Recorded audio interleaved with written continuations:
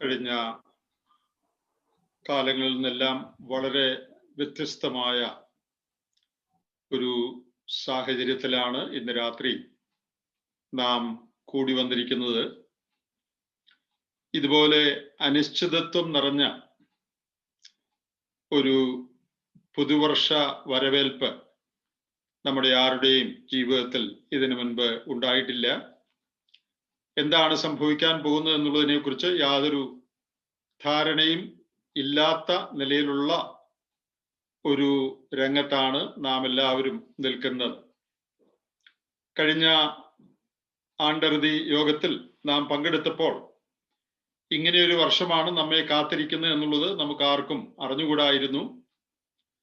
ഈ ആണ്ടറുതി യോഗത്തിലും അടുത്ത വർഷം എങ്ങനെയുള്ളതായിരിക്കും, ഈ രോഗങ്ങളും പ്രയാസങ്ങളും എല്ലാം മാറിപ്പോകുമോ, അതോ വ്യത്യസ്തമായ കൂടുതൽ ഗൗരവമേറിയ നാം പത്രങ്ങളിലൊക്കെ വായിക്കുന്ന പോലെയുള്ള രോഗങ്ങൾ ഇനി കൂടുതൽ വരികയാണോ ചെയ്യുന്നത്?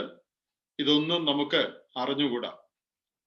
തികച്ചും അനിശ്ചിതമായ ഒരു പുതുവത്സരത്തെയാണ് നാം നോക്കി നമ്മുടെ മുൻപിൽ കാണുന്നത്. ഇതിനു മുൻപ് ഒരിക്കലും നാം അങ്ങനെ ഒരു പുതുവത്സരത്തെ നോക്കി കണ്ടിട്ടില്ല. എന്തൊക്കെ സംഭവിക്കാൻ നമുക്ക് അറിഞ്ഞുകൂടെങ്കിലും പ്രത്യേകിച്ച് ഏതെങ്കിലും നിലയിലുള്ള ആശങ്കയോ വൈഷമ്യമോ അടുത്ത വർഷത്തെ നോക്കി നമുക്ക് ആർക്കും ഉണ്ടായിരുന്നിട്ടില്ല. എന്നാൽ ഇന്ന് രാത്രി ഈ വർഷം അവസാനിക്കുമ്പോൾ പുതുവത്സരത്തിലേക്ക് നാം പ്രവേശിക്കുകയും എല്ലാവരും പുതുവത്സര ആശംസകൾ കൈമാറുകയും ചെയ്യുമ്പോഴും ഈ വലിയ അനിശ്ചിതത്വം, ഇൻഡെഫിനിറ്റ് ആയിട്ടുള്ള ഒരു സ്ഥിതി, അൺസർട്ടനിറ്റി നമ്മുടെ എല്ലാവരുടെയും മനസ്സിൽ മാത്രമല്ല ലോകത്തിൽ സകല മനുഷ്യരുടെയും മുൻപിൽ ഉണ്ട്. ആ ഒരു രംഗത്ത് അനിശ്ചിതത്വത്തിന് നടുവിലാണ് ഇന്ന് രാത്രി നാം ഇരിക്കുന്നത്. എന്നാൽ അതിൻ്റെ നടുവിലും നമുക്ക് നിശ്ചയമായി അറിയാൻ കഴിയുന്ന ചില കാര്യങ്ങൾ ദൈവത്തിന്റെ വചനത്തിൽ ദൈവത്തെക്കുറിച്ചും അവന്റെ സ്വഭാവത്തെക്കുറിച്ചും അവന്റെ പ്രവർത്തനങ്ങളെക്കുറിച്ചും രേഖപ്പെടുത്തിയിട്ടുണ്ട്. അതാണ് നമ്മുടെ മുന്നോട്ടുള്ള പോക്കിന് നമുക്ക് ധൈര്യവും ബലവും പകരുന്നത്. ദൈവത്തിന്റെ വചനത്തിൽ ദൈവത്തിന്റെ പ്രവർത്തനങ്ങളെക്കുറിച്ചും ദൈവത്തിന്റെ സ്വഭാവത്തെക്കുറിച്ചും ദൈവം തന്റെ മക്കൾക്ക് വേണ്ടി കരുതിയിട്ടുള്ള കാര്യങ്ങളെക്കുറിച്ചും ഒക്കെ രേഖപ്പെടുത്തിയിരിക്കുന്ന കാര്യങ്ങൾ നാം വായിക്കുകയും അറിയുകയും വിശ്വസിക്കുകയും ചെയ്യുമെങ്കിൽ എത്ര വലിയ അനിശ്ചിതത്വത്തിന്റെ നടുവിലും നിശ്ചയത്തോടുകൂടെ നമുക്ക് ഭാവിയെ നേരിടാനായിട്ട് സാധിക്കും. യോഹന്നാന്റെ സുവിശേഷത്തിൽ നിന്ന് ഒരു വാക്യം വായിച്ചുകൊണ്ട് നമുക്ക് ആരംഭിക്കാം. യോഹന്നാന്റെ സുവിശേഷം 8-ാം അധ്യായത്തിന്റെ 32-ാമത്തെ വാക്യം. സത്യം അറിയുകയും സത്യം നിങ്ങളെ സ്വതന്ത്രന്മാരാക്കുകയും ചെയ്യുമെന്ന് പറഞ്ഞു. അതിന്റെ മുകളിലും ചില കാര്യങ്ങൾ പറഞ്ഞിട്ടുണ്ട്, അതിലേക്ക് ഇപ്പോൾ പോകുന്നില്ല. നമ്മുടെ കർത്താവ് പറയുകയാണ്, നിങ്ങൾ സത്യം അറിയുകയും സത്യം നിങ്ങളെ സ്വതന്ത്രരാക്കുകയും ചെയ്യും. ദൈവത്തിന്റെ സത്യങ്ങൾ, ദൈവത്തെക്കുറിച്ചും ദൈവത്തിന്റെ സ്വഭാവത്തെക്കുറിച്ചും ദൈവത്തിന്റെ പ്രവർത്തനങ്ങളെ കുറിച്ചുമുള്ള സത്യങ്ങളുടെ അറിവാണ് നമ്മുടെ മനസ്സിൽ, നമ്മുടെ ജീവിതത്തിൽ നമുക്ക് സ്വാതന്ത്ര്യം തരുന്നത്, നമ്മെ ലിബറേറ്റ് ചെയ്യുന്നത്. ആത്മീയ സത്യങ്ങൾ നമുക്ക് അറിഞ്ഞുകൂടെങ്കിൽ നമ്മുടെ ജീവിതത്തിൽ യാതൊരു സ്വാതന്ത്ര്യവും ഉണ്ടായിരിക്കുകയില്ല, യാതൊരു ഉറപ്പും നമുക്കുണ്ടായിരിക്കുകയില്ല, യാതൊരു ആശ്വാസവും നമുക്കുണ്ടായിരിക്കുകയില്ല. എന്നാൽ നമ്മുടെ ചുറ്റുപാടുകൾ എത്ര പ്രതികൂലമാണെങ്കിലും ദൈവിക സത്യങ്ങൾ നമുക്കറിയാമെങ്കിൽ ആ അറിവ് നമ്മെ ധൈര്യത്തിലും ബലത്തിലും ഏത് പരിതസ്ഥിതിയെ നേരിടുവാനുള്ള ശക്തിയിലും നിലനിർത്തുമെന്നുള്ളതാണ് ഇന്ന് രാത്രി നമുക്ക് ധൈര്യത്തോടുകൂടെ ഓർക്കാൻ കഴിയുന്ന ഒരു കാര്യം. ഈ അനിശ്ചിതത്വത്തിന്റെ നടുവിൽ ദൈവിക സത്യങ്ങൾ, ദൈവത്തിന്റെ വചനത്തിൽ നമുക്ക് ആശ്വാസം തരുന്ന, ധൈര്യം തരുന്ന അനേക ദൈവിക സത്യങ്ങൾ പറഞ്ഞിട്ടുണ്ട്. അതെല്ലാം നോക്കാനായിട്ടുള്ള സമയം നമുക്കില്ല.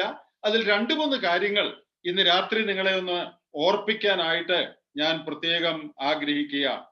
ഒന്നാമത്, തിമോഥെയോസിന്റെ 2-ാം ലേഖനം 1-ാം അധ്യായത്തിന്റെ 12-ാമത്തെ വാക്യം ഒന്ന് വായിക്കാൻ ഞാൻ ആഗ്രഹിക്കുന്നു. 2 തിമോഥെയോസ് 1-ാം അധ്യായം 12-ാമത്തെ വാക്യം. അത് നിമിത്തം തന്നെ ഞാൻ ഇതൊക്കെയും സഹിക്കുന്നുവെങ്കിലും ലജ്ജിക്കുന്നില്ല. ഞാൻ ആരെ വിശ്വസിച്ചിരിക്കുന്നുവെന്ന് അറിയുന്നു. അവൻ എൻ്റെ ഉപനിധി ആ ദിവസം വരെ സൂക്ഷിപ്പാൻ ശക്തനെന്ന് ഉറച്ചുമിരിക്കുന്നു. ഇവിടെ രണ്ട് വാക്കുകൾ പൗലോസ് ഉപയോഗിച്ചിരിക്കുന്നത് ശ്രദ്ധിക്കുക. ഞാൻ അറിയുന്നു, ഞാൻ ഉറച്ചിരിക്കുന്നു. I know and I am convinced. ഞാൻ അറിയുന്നു, എനിക്ക് ബോധ്യമുണ്ട്. ഈ ബോധ്യം എങ്ങനെ ലഭിച്ചതാണ്? അറിവിൽ നിന്ന് ലഭിച്ച ബോധ്യമാണ്. Our convictions come from our knowledge. നമ്മുടെ ബോധ്യങ്ങൾ നമ്മുടെ അറിവിൽ നിന്നാണ് വരുന്നത്. പൗലോസ് പറയുകയാണ്, എനിക്ക് ഒരു കാര്യം അറിയാം. ആ കാര്യം അറിയാവുന്നത് കൊണ്ട് എൻ്റെ ഹൃദയത്തിൽ വളരെ കൺവിക്ഷൻ ഉണ്ട്, വളരെ ബോധ്യമുണ്ട്, വളരെ ഉറപ്പുണ്ട്. എന്താണ് പൗലോസിന് അറിയാവുന്ന കാര്യം? ഞാൻ ആരെ വിശ്വസിച്ചിരിക്കുന്നു എന്ന് ഞാൻ അറിയുന്നു. പ്രിയപ്പെട്ടവരെ, പൗലോസ് ഇത് എഴുതുന്നത് ജയിലിൽ, കാരാഗ്രഹത്തിൽ കിടന്നുകൊണ്ടാണ്. 2 തിമോഥെയോസ് എഴുതി കഴിഞ്ഞ് പൗലോസ് ശിരച്ഛേദം ചെയ്യപ്പെട്ട് നീറോ ചക്രവർത്തിയാൽ കൊല്ലപ്പെട്ടു. മരണത്തെ മുന്നിൽ കണ്ടുകൊണ്ട് പൗലോസ് ഇരിക്കുന്ന നാളുകളാണത്. വളരെ അനിശ്ചിതത്വം നിറഞ്ഞ നാളുകൾ. എന്നാൽ ആ അനിശ്ചയത്തിന്റെ നടുവിലും ഒരു കാര്യം നിശ്ചയമായിട്ട് പൗലോസിന് അറിയാം. എന്താ അറിയാവുന്നത്? ഞാൻ ആരെ വിശ്വസിച്ചിരിക്കുന്നുവെന്ന് എനിക്കറിയാം. എൻ്റെ കർത്താവ് ആരാണ് എന്ന് എനിക്കറിയാം. ആരാണ് എന്നെ വിളിച്ചത് എന്ന് എനിക്കറിയാം. ഞാൻ ആരുടെ വേലയാണ് ചെയ്യുന്നതെന്ന് എനിക്കറിയാം. ഞാൻ ആര് നിമിത്തമാണ് ഈ തടവറയിൽ നിന്നായിരിക്കുന്നതെന്ന് എനിക്കറിയാം. ഞാൻ ആർക്കു വേണ്ടിയാണ് ഈ കഷ്ടപ്പാടുകൾ സഹിക്കുന്നത് എന്നുള്ളത് എനിക്കറിയാം. ഈ കാര്യങ്ങൾ എനിക്കറിയാം. ഞാൻ ആരെ വിശ്വസിച്ചിരിക്കുന്നുവെന്ന് ഞാൻ അറിയുന്നു. യേശുക്രിസ്തുവിനെ കുറിച്ചുള്ള, കർത്താവിനെ കുറിച്ചുള്ള, ദൈവത്തെ കുറിച്ചുള്ള തൻ്റെ അറിവ് വലിയ ഒരു ബോധ്യത്തിലേക്ക് തന്നെ നയിക്കുകയാണ്. ഞാൻ ഉറച്ചിരിക്കുന്നു. ഈ അറിവ് എനിക്കുള്ളത് കൊണ്ട് എനിക്ക് ഉറപ്പുണ്ട്. ഇന്ന് രാത്രി ഇതുപോലെയുള്ളൊരു സാഹചര്യം അല്ല നമ്മുടേത് എന്ന് വരികിലും ഈ കാര്യം നമ്മെ സംബന്ധിച്ചും ബാധകമായ ഒരു കാര്യമാണ്. നമുക്ക് ഒരു കാര്യം അറിയാം. എന്താ നമുക്കറിയാവുന്നത്? നാളെ എന്തെല്ലാം നടക്കും അത് നമുക്ക് അറിഞ്ഞുകൂടാ. അടുത്ത വർഷം ആരൊക്കെ ഈ ലോകത്തിൽ കാണുകയില്ല. ഈ രോഗത്തിന്റെ വ്യാപനം ഏത് നിലയിലായിരിക്കും അത് നമുക്ക് അറിഞ്ഞുകൂടാ. നമ്മുടെ കുടുംബങ്ങളിൽ, നമ്മുടെ തന്നെ ജീവിതങ്ങളിൽ എന്തെല്ലാം കാര്യങ്ങൾ നടക്കും ഇതൊന്നും നമുക്ക് അറിഞ്ഞുകൂടാ. അറിഞ്ഞുകൂടാത്ത അനേക കാര്യങ്ങളുടെ നടുവിൽ അറിയാവുന്ന ഒരു കാര്യമുണ്ട്. അതെന്താ അറിയാവുന്നത്? നമ്മുടെ കർത്താവിനെ നമുക്കറിയാം. നമുക്ക് ഒരു കർത്താവുണ്ട്. ആ കർത്താവിനെ കുറിച്ച് ഇവിടെ പറഞ്ഞിരിക്കുന്നത് അവൻ ശക്തനാകുന്നു. ആ കർത്താവ് ഹീസ് ഏബിൾ, ഹീസ് കേപ്പബിൾ. അതാണ് പൗലോസിന് അറിയാവുന്നത്. ഞാൻ വിശ്വസിച്ചിരിക്കുന്ന, എന്നെ വിളിച്ചിരിക്കുന്ന, ഞാൻ ആർക്കു വേണ്ടി കഷ്ടം അനുഭവിക്കുന്നുവോ ആ കർത്താവ് കഴിവുള്ളവനാണ്, പ്രാപ്തനാണ്. അത് എനിക്ക് അറിയാം. ഈ പുതിയ വർഷത്തെ യാതൊരു നിശ്ചയമില്ലാത്ത നിലയിലാണ് നാം അഭിമുഖീകരിക്കുന്നത് എന്ന് വരികിലും നമുക്ക് നിശ്ചയമുള്ളൊരു കാര്യമുണ്ട്. അതെന്താണ്? നാം ആരെ വിശ്വസിച്ചിരിക്കുന്നു, ആര് നമ്മെ വിളിച്ചിരിക്കുന്നു, ഏത് കർത്താവിലാണ് നാം ശരണപ്പെട്ടിരിക്കുന്നത്, അവനെ നമുക്കറിയാം. മാത്രമല്ല, അവൻ കഴിവുള്ളവനാണ്, ഹീസ് ഏബിൾ, അവൻ പ്രാപ്തനാണ്, അവൻ ശക്തനാണ്. അത് നമുക്കറിയാം. ആ ധൈര്യമാണ് നമ്മെ മുൻപോട്ട് നയിക്കേണ്ടത്. ആകട്ടെ പൗലോസോട് പറയുകയാണ്, അവൻ എൻ്റെ ഉപനിധി ആ ദിവസം വരെ സൂക്ഷിപ്പാൻ ശക്തനെന്ന് ഉറച്ചിരിക്കുന്നു. ഞാൻ ആരെ വിശ്വസിച്ചിരിക്കുന്നു എന്ന് എനിക്കറിയാം. മാത്രമല്ല, ഞാൻ അവനെ ഭരമേൽപ്പിച്ചിരിക്കുന്നത്, മലയാളത്തിൽ ഉപനിധി എന്നാണ്, മറ്റു ചില തർജ്ജമകളിലും ട്രഷർ എന്നുള്ള വാക്ക്, നിക്ഷേപം എന്നുള്ള വാക്കുണ്ട്. എന്നാൽ ഇംഗ്ലീഷിലെ മിക്ക തർജ്ജമകളിലും that which I have committed unto him, ഞാൻ അവനെ ഭരമേൽപ്പിച്ചിരിക്കുന്നത് എന്തോ അതാണ് ഉപനിധി എന്ന് പറയുന്നത്. ഞാൻ അവനെ അവന്റെ കയ്യിൽ ഏൽപ്പിച്ചിരിക്കുന്നത്, ഞാൻ അവനെ ഭരമേൽപ്പിച്ചിരിക്കുന്നത്, അത് ആ ദിവസം വരെ.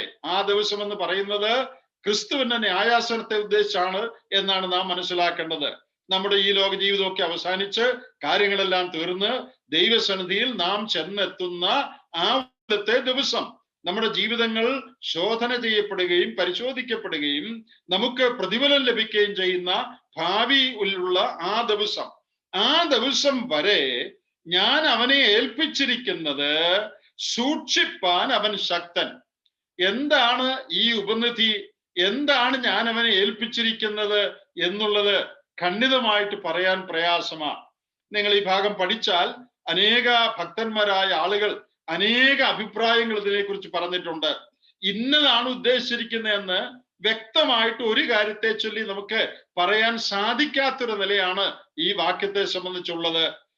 അവരിൽ പലരും പറയുന്നത്, വിശ്വസിക്കുന്നത് തൻ്റെ പ്രാണന്റെ കാര്യമാണ്, അല്ലെങ്കിൽ എൻ്റെ എല്ലാ കാര്യങ്ങളുമാണ്, എൻ്റെ മിനിസ്ട്രി, എൻ്റെ പ്രവർത്തനങ്ങളാണ്, അല്ലെങ്കിൽ സുവിശേഷമാണ്. ഇങ്ങനെ അനേക കാര്യങ്ങൾ ദൈവദാസന്മാർ ഈ ഭാഗത്തു നിന്ന് മനസ്സിലാക്കുന്നതായിട്ട് രേഖപ്പെടുത്തിയിട്ടുണ്ട്. നമുക്ക് ഇന്ന് രാത്രി അതെല്ലാം കൂടി ഒരുമിച്ചെടുക്കാം. ഞാൻ കർത്താവിന്റെ കയ്യിൽ ഭരമേൽപ്പിച്ചിരിക്കുന്ന എൻ്റെ ജീവൻ, എൻ്റെ ശുശ്രൂഷ, എൻ്റെ സകല കാര്യങ്ങളും, സുവിശേഷത്തിന്റെ വ്യാപനം, എൻ്റെ ജീവിതത്തിന്റെ ലക്ഷ്യം, അതെല്ലാം നമുക്ക് ഇതിനകത്ത് ഉൾപ്പെടുത്താം. അതെല്ലാം നാം അവനെ ഭരമേൽപ്പിച്ചിരിക്കുകയാണ്. 1 പത്രോസ് 2-ാം അധ്യായത്തിൽ അന്യായമായി കർത്താവ് കഷ്ടം അനുഭവിക്കുന്നതിനെ കുറിച്ച് പറയുന്ന ആ ഭാഗത്ത് പറഞ്ഞിട്ടുണ്ടല്ലോ. 1 പത്രോസ് 2:23 അവൻ ന്യായമായി വിധിക്കുന്നുവെങ്കിൽ കാര്യം ഭരമേൽപ്പിച്ചു. 1 പത്രോസ് 4-ാം അധ്യായത്തിന്റെ 19-ാം വാക്യത്തിലും അന്യായമായി കഷ്ടം സഹിക്കുന്നവർ, കർത്താവിന്റെ നാമനിമിത്തം കഷ്ടവും സങ്കടവും സഹിക്കുന്നവർ, അവർ തങ്ങളുടെ പ്രാണനെ വിശ്വസ്തനായ സൃഷ്ടാവിങ്കൽ ഭരമേൽപ്പിക്കട്ടെ എന്ന് പറഞ്ഞിട്ടുണ്ട്. അപ്പോൾ സകലവും ദൈവകരങ്ങളിൽ ഭരമേൽപ്പിക്കുക എന്നുള്ളത് ദൈവഭക്തന്മാരുടെ ഒരു രീതിയാണ്, അവരുടെ ഒരു പതിവാണ്, അവർക്ക് ചെയ്യാൻ കഴിയുന്ന ഒരു കാര്യമാണ്.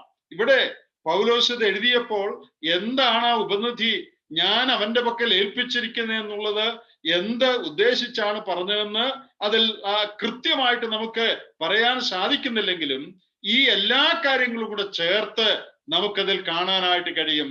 പൗലോസ് പറയുകയാണ്, എൻ്റെ ജീവിതം ഞാൻ അവന്റെ കയ്യിൽ ഏൽപ്പിച്ചിരിക്കുകയാണ്, എൻ്റെ ഭാവി ഞാൻ അവന്റെ കരങ്ങളിൽ ഏൽപ്പിച്ചിരിക്കുകയാണ്, ശുശ്രൂഷ ഞാൻ അവന്റെ കരങ്ങളിൽ ഏൽപ്പിച്ചിരിക്കുകയാണ്, എനിക്ക് ഏൽപ്പിക്കപ്പെട്ട സുവിശേഷം ഞാനത് അവന്റെ കരങ്ങളിൽ ഏൽപ്പിച്ചിരിക്കുകയാണ്. എൻ്റെ കയ്യിലുള്ളതെല്ലാം, എൻ്റെ ജീവിതവും എൻ്റെ ശുശ്രൂഷയും എൻ്റെ ഭാവിയും എൻ്റെ എല്ലാ കാര്യങ്ങളും ഞാൻ കർത്താവിന്റെ കയ്യിൽ ഏൽപ്പിച്ചിരിക്കുകയാണ്. കർത്താവ് അന്ത്യം വരെ അത് സൂക്ഷിക്കുവാൻ, യാതൊരു ദോഷവും നഷ്ടവും വരാതെ അതിനെ കാക്കുവാൻ, ഒടുക്കത്തെ ദിവസത്തിൽ പ്രതിഫലം പ്രാപിക്കേണ്ടതിന് ഞാൻ കർത്താവിന്റെ സന്നിധിയിൽ നിൽക്കുന്നത് വരെ അതിനെല്ലാം സംരക്ഷിക്കുവാൻ കഴിവുള്ള കർത്താവിന്റെ കയ്യിലാണ് ഞാൻ ഈ കാര്യങ്ങളെല്ലാം പരമേൽപ്പിച്ചിരിക്കുന്നത്. ഞാൻ ആരെ വിശ്വസിച്ചിരിക്കുന്നു എന്ന് ഞാൻ അറിയുന്നു. പ്രിയ സഹോദരന്മാരെ, ഇന്ന് രാത്രി എത്ര വലിയ ധൈര്യം, എത്ര വലിയ ആശ്വാസമാണ് നമുക്ക് ഈ വചനത്തിൽ നിന്ന് ലഭിക്കുന്നത്. നമ്മുടെ ഭാവി അനിശ്ചിതമാണ്. അടുത്ത വർഷം നടക്കുന്ന കാര്യങ്ങൾ, ലോകത്തിന്റെ സ്ഥിതി, അതെല്ലാം അൺസർട്ടനാണ്. എന്നാൽ സർട്ടനായിട്ട് ഉറപ്പില്ലാത്ത നൂറ് കാര്യങ്ങൾ നമ്മുടെ മുൻപിൽ ഉള്ളപ്പോൾ ഉറപ്പുള്ള ഒരു കാര്യം നമുക്കുണ്ട്, നമ്മുടെ കർത്താവിനെ കുറിച്ച് നമുക്ക് ഉറപ്പുണ്ട്. നാം ആരെ വിശ്വസിച്ചിരിക്കുന്നു, ആര് നമ്മെ വിളിച്ചിരിക്കുന്നു, അവനെ കുറിച്ച് നമുക്ക് ഉറപ്പുണ്ട്. നമ്മുടെ ജീവിതത്തിലെ സകല കാര്യങ്ങളും ഭരമേറ്റ് അന്ത്യം വരെ ഒരു കുഴപ്പവും കൂടാതെ നമ്മെ സസ്റ്റെയിൻ ചെയ്യുവാൻ, നമ്മെ നിലനിർത്തുവാൻ നാം അവന്റെ പക്കൽ എന്തെല്ലാം ഭരമേൽപ്പിക്കുന്നുവോ അതെല്ലാം അന്ത്യം വരെ സൂക്ഷിക്കുവാൻ അവൻ പ്രാപ്തനാണ്. He's able. അങ്ങനെ കഴിവുള്ള, പ്രാപ്തിയുള്ള, സകലവും സംരക്ഷിക്കുവാനും സൂക്ഷിക്കുവാനും കഴിവും പ്രാപ്തിയുമുള്ള ഒരു കർത്താവിന്റെ കയ്യിലാണ് നമ്മുടെ ജീവിതവും, നമ്മുടെ ഭാവിയും, നമ്മുടെ കുടുംബങ്ങളും, നമ്മുടെ ശുശ്രൂഷയും, നമ്മുടെ സകല കാര്യങ്ങളും നാം ഏൽപ്പിച്ചു കൊടുക്കുന്നത്. അതുകൊണ്ട് നമുക്ക് ധൈര്യമായിട്ടിരിക്കാനായിട്ട് കഴിയും. സങ്കീർത്തനങ്ങളിൽ നാം ഇങ്ങനെ വായിക്കുന്നുണ്ടല്ലോ, നിന്റെ ഭാരം യഹോവയുടെ മേൽ ഇട്ടുകൊള്ളുക, അവൻ നിന്നെ പുലർത്തും. നീതിമാൻ കുലുങ്ങിപ്പോകുവാൻ അവൻ ഒരു നാളും സമ്മതിക്കയില്ല. പത്രോസിന്റെ ലേഖനത്തിൽ നാം വായിക്കുന്നുണ്ട്, അവൻ നിങ്ങൾക്കായി കരുതുന്നാകയാൽ നിങ്ങളുടെ സകല ചിന്താകുലവും അവന്റെ മേലിട്ടുകൊള്ളുവീൻ. നിന്റെ ഭാരം യഹോവയുടെ മേലിടുക, യഹോവയെ ഏൽപ്പിക്കുക. ഇവിടുത്തെ ഭാഷയിൽ പറഞ്ഞാൽ അവനെ ഭരമേൽപ്പിക്കുക. അങ്ങനെ നമ്മുടെ സകല കാര്യങ്ങളും നാം അവനെ ഭരമേൽപ്പിക്കുമെങ്കിൽ അവൻ സകലവും അന്ത്യം വരെ സൂക്ഷിച്ച് പരിപാലിച്ച് ഏറ്റവും നല്ല നിലയിൽ സംരക്ഷിച്ചു കൊള്ളും. അതിന് കഴിവുള്ള അതിന് പ്രാപ്തിയുള്ള മനസ്സുള്ള ഒരു കർത്താവിനെയാണ് നാം വിശ്വസിച്ചിരിക്കുന്നത്. അനിശ്ചിതമായ ഭാവിയെ നോക്കുമ്പോൾ നിശ്ചയമുള്ള ഒരു കാര്യം, നമ്മുടെ കർത്താവ് ജീവിക്കുന്നു. നീ കൂടെ പാർക്ക, നേരം വൈകുന്നില്ല എന്ന പ്രസിദ്ധമായ ഒരു ഇംഗ്ലീഷ് ഗാനമുണ്ട്, അബൈഡ് വിത്ത് മീ. ആ പാട്ടിലെ ഒരു വരി പറയുന്നത് ഇങ്ങനെയാണ്: change and decay all around I see, but thou who changes not abide with me. എന്റെ ചുറ്റും മാറ്റവും ദ്രവത്വവും ഞാൻ കാണുന്നു, എന്നാൽ യാതൊരു മാറ്റവുമില്ലാത്ത കർത്താവെ, നീ എന്നോടുകൂടെ പാർക്കണമേ. ഈ പുതിയ വർഷത്തിലേക്ക് പ്രവേശിക്കുമ്പോൾ നമ്മുടെയും പ്രാർത്ഥന അത് തന്നെയാ. ചുറ്റുമെല്ലാം മാറിക്കൊണ്ടിരിക്കുകയാണ്, ദ്രവിച്ചുകൊണ്ടിരിക്കുകയാണ്, കുഴപ്പത്തിലേക്ക് പോയിക്കൊണ്ടിരിക്കുകയാണ്, രോഗത്തിലേക്ക് പോയിക്കൊണ്ടിരിക്കുകയാണ്. എന്നാൽ അതിന്റെ നടുവിൽ യാതൊരു ദ്രവത്വവുമില്ലാത്ത, യാതൊരു ശോഷണവും സംഭവിക്കാത്ത, യാതൊരു വ്യത്യാസവും വരാത്ത, യാതൊരു മാറ്റവും വരാത്ത കർത്താവെ, നീ എന്നോടുകൂടെ പാർക്കണമേ. കർത്താവായ യേശു ക്രിസ്തുവിനെ കുറിച്ച് എബ്രായ ലേഖനത്തിൽ നാം വായിക്കുന്നത്, യേശു ക്രിസ്തു ഇന്നലെയും ഇന്നും എന്നേക്കും അനന്യൻ. ആ അനന്യനായ മാറ്റമില്ലാത്ത സകലവും ഒടുവിൽ വരെ പരമേറ്റ് ചെയ്ത് തീർത്ത് തരുവാൻ കഴിവുള്ള കർത്താവിലാണ് നാം ശരണപ്പെട്ടിരിക്കുന്നത്. അവനെയാണ് നാം അറിയുന്നത്, അവനെയാണ് നാം വിശ്വസിക്കുന്നത്. ആ ഉറപ്പാണ് മുൻപോട്ട് പോകാൻ നമ്മെ സഹായിക്കുന്നത്. ഈ ലോക ജീവിതത്തിൽ കഷ്ടങ്ങളും പ്രയാസങ്ങളും ബുദ്ധിമുട്ടുകളും ഉണ്ട്. അത് നമുക്ക് അടുത്ത വർഷവും പ്രതീക്ഷിക്കാം. നാം ദൈവമക്കളായതുകൊണ്ട് രോഗങ്ങൾ ഉണ്ടാകുകയില്ല, വിഷമങ്ങൾ ഉണ്ടാകുകയില്ല എന്നൊന്നും നമുക്ക് പറയാൻ കഴിയുകയില്ല. ലോകമനുഷ്യർക്ക് വരുന്ന പ്രയാസങ്ങളൊക്കെ നമുക്കും വരാം. ദൈവം അനുവദിച്ച് നമ്മുടെ നന്മയ്ക്കായിട്ടേ അത് വരികയുള്ളൂ എന്നുള്ളത് വേറൊരു കാര്യമാണ്. എന്നാൽ കഷ്ടങ്ങളും വൈഷമ്യങ്ങളും എല്ലാവർക്കും വരുന്ന പോലെ നമുക്കും വരാം. എന്നാൽ അതിനെ സംബന്ധിച്ച് നമുക്ക് അറിയാവുന്ന ഒരു കാര്യമുണ്ട്. റോമാലേഖനം 5-ാം അധ്യായത്തിന്റെ 3-ാമത്തെ വാക്യത്തിൽ മറ്റൊരറിവ്, തിമോഥെയോസ് ലേഖനത്തിൽ പൗലോസിന്റെ ഒരു അറിവ് പറഞ്ഞു, ഞാൻ ആരെ വിശ്വസിച്ചിരിക്കുന്നുവെന്ന് ഞാൻ അറിയുന്നു. റോമർ 5:3 പൗലോസ് തനിക്ക് അറിയാവുന്ന വേറൊരു സത്യം, കഷ്ടതകളെ കുറിച്ച് തനിക്ക് അറിയാവുന്ന മറ്റൊരു സത്യം പറഞ്ഞിട്ടുണ്ട്. അത് ഞാനൊന്ന് വായിച്ചു കേൾപ്പിക്കട്ടെ. റോമർ 5:3, കഷ്ടത സഹിഷ്ണുതയെയും സഹിഷ്ണുത സിദ്ധതയെയും സിദ്ധത പ്രത്യാശയും ഉളവാക്കുന്നുവെന്നറിഞ്ഞ് നാം കഷ്ടങ്ങളിലും പ്രശംസിക്കുന്നു.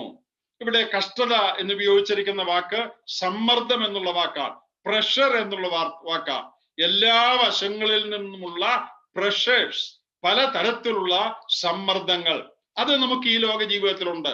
എന്നാൽ ആ കഷ്ടതകൾ സഹിഷ്ണുതയെ ഉളവാക്കും. സഹിഷ്ണുത എന്ന് പറഞ്ഞാൽ ക്ഷമയ, കീഴെ വസിക്കുക, അബൈഡ് അണ്ടർ എന്നാണ് ആ വാക്കിന്റെ അക്ഷരാർത്ഥം.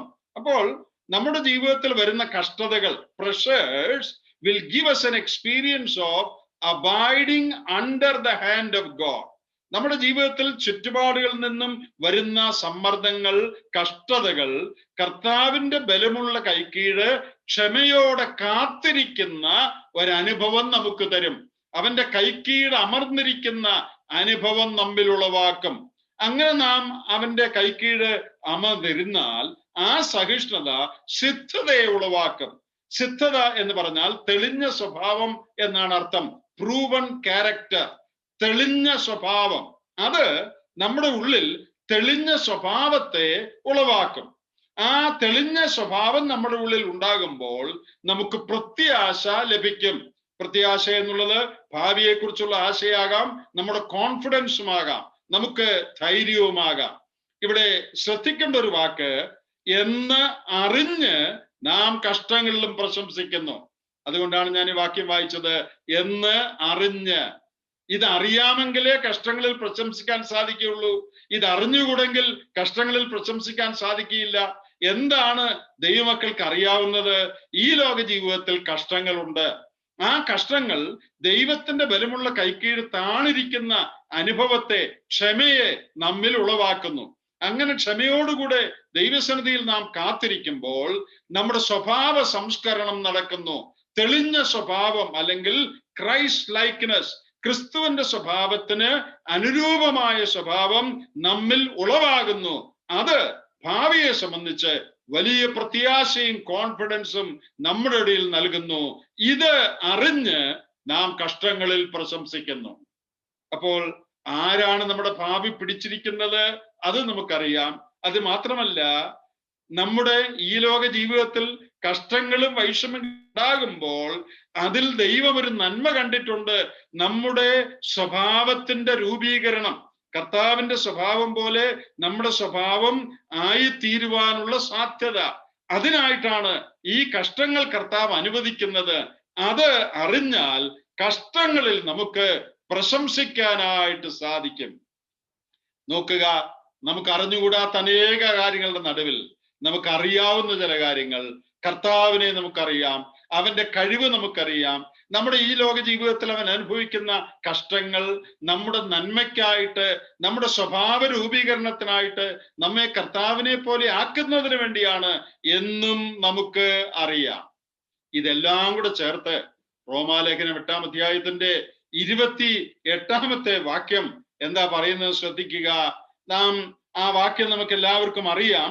എന്നാൽ അവിടുത്തെ ഒരു പ്രത്യേക പ്രയോഗം നാം ശ്രദ്ധിച്ചിട്ടുണ്ടോ എന്ന് എനിക്ക് അറിഞ്ഞുകൂടാ. റോമർ 8:28 അവസാനിക്കുന്ന എങ്ങനെയാണെന്ന് അറിയാമോ? എന്ന് നാം അറിയുന്നു. അത് ശ്രദ്ധിച്ചിട്ടുണ്ടോ? സകലവും നന്മയ്ക്കായി കൂടി വ്യാപരിക്കുന്നു എന്നുള്ളത് നമുക്കറിയാം. എന്നാൽ അവിടെ പറഞ്ഞിരിക്കുന്നത് ആൻഡ് വി നോ, നമുക്കിത് അറിയാം. എന്തറിയാം? ദൈവത്തെ സ്നേഹിക്കുന്നവർക്ക്, നിർണയപ്രകാരം വിളിക്കപ്പെട്ടവർക്ക് തന്നെ സകലവും നന്മയ്ക്കായി കൂടി വ്യാപരിക്കുന്നു എന്ന് നാം അറിയുന്നു. പ്രിയപ്പെട്ടവരെ, വേറൊരു വലിയ അറിവ്, ദൈവമക്കൾക്ക് മാത്രമുള്ള ഒരു അറിവ്, അതെന്താ?